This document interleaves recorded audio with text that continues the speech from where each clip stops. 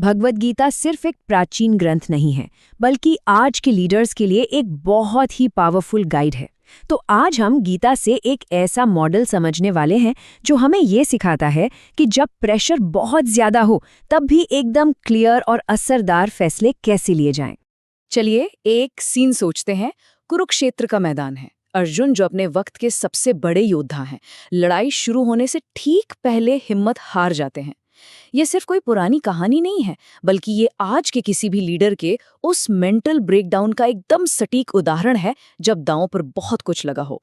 अर्जुन की जो हालत थी, सोचिए, इमोशंस का तूफान, कंफ्यूजन कि अब करें क्या, सही गलत का बोझ, ये सब कुछ आज के लीडर्स को भी महसूस होता है। वो भी ठीक इसी तरह की डिसीजन पैरालिसिस का सामना करते हैं। असल में ये जो कुरुक्षेत्र का मैदान है ना, ये आज की कोई भी बड़ी कंपनी या ऑर्गेनाइजेशन हो सकती है।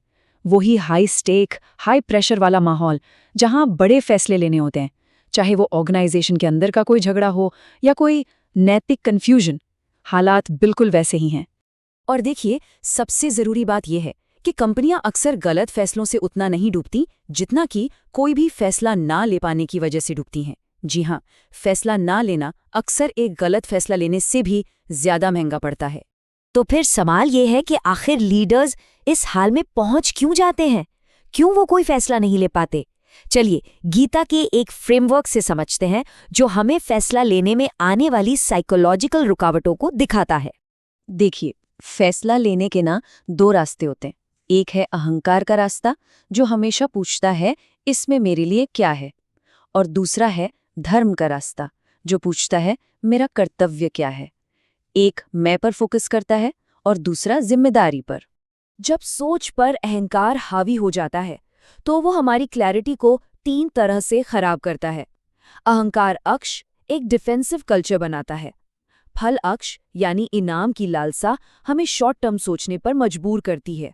और भावना अक्ष यानी डर और गुस्सा हमारे जजमेंट को कमजोर कर देते हैं।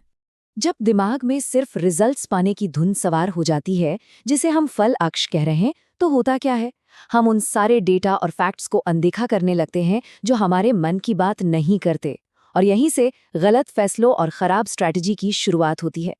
ठीक है, तो हमने प्रॉब्लम तो समझ ली। अब देखते हैं कि गीता इसका हल क्या बताती है।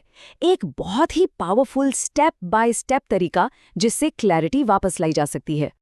ये एक बहुत ही प्रैक्टिकल 3 स्टेप का प्रोसेस है। सबसे पहले अपने इमोशंस को काबू में लाना है। दूसरा स्टेप अपनी भूमिका, अपनी जिम्मेदारी को समझना है। और आखिर में अपना काम पूरी मेहनत से करो, पर रिजल्ट क्या होगा इसे अपने ईगो से मत जोड़ो। और यहीं पर स्वधर्म का आइडिया सामने आता है। ये कोई भारी भरकम शब्द नहीं है, बल्कि आज के मैनेजमेंट के लिए एक गोल्डन रूल है। इसका सीधा सा मतलब है अपने रोल के हिसाब से सही काम करो, अपनी पर्सनल लाइक्स, डिसलाइक्स या रिश्तों के हिसाब से नहीं। तो अब आगे बढ़ते हैं और ये देखते हैं कि इस सोच को अपनाने से असल में फायदे क्या होते हैं। ये सिर्फ अच्छा फील करने के बारे में नहीं है, बल्कि कम स्ट्रेस में बेहतर परफॉर्म करने के बारे में है। गीता का ये श्लोक तो जैसे एक मास्टर की है। ये परफॉर्मेंस को सुधारने और स्ट्रेस को घटाने का एक गहरा साइकोलॉजिकल टूल है।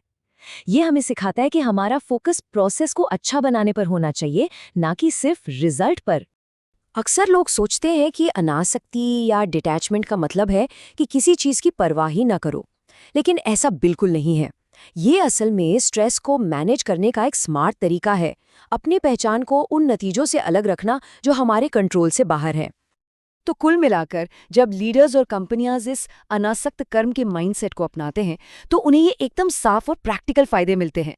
उनका फोकस काम को बेहतर करने पर आ जाता है, चिंता कम हो जाती है और परफॉर्मेंस लंबे समय तक टिकी रहती है। तो चलिए इस पूरी बात को समेटते हैं। इसका सार क्या है, और आखिर में एक ऐसा सवाल जो सोचने पर मजबूर कर देगा। और असली मैसेज यही है, कोई भी फैसला डेटा के खराब होने से फेल नहीं होता। वो फेल होता है हमारी चेतना में, हमारे मन के अंदर। अगर मन में ही उथल पुथल है तो दुनिया का सबसे अच्छा डेटा भी गलत फैसले ही करवाएगा। तो बस अगली बार जब कोई बड़ा फैसला लेना हो तो रुककर खुद से सिर्फ ये एक सवाल पूछना है। यकीन मानिए, जवाब आपको सही रास्ता दिखा ही देगा।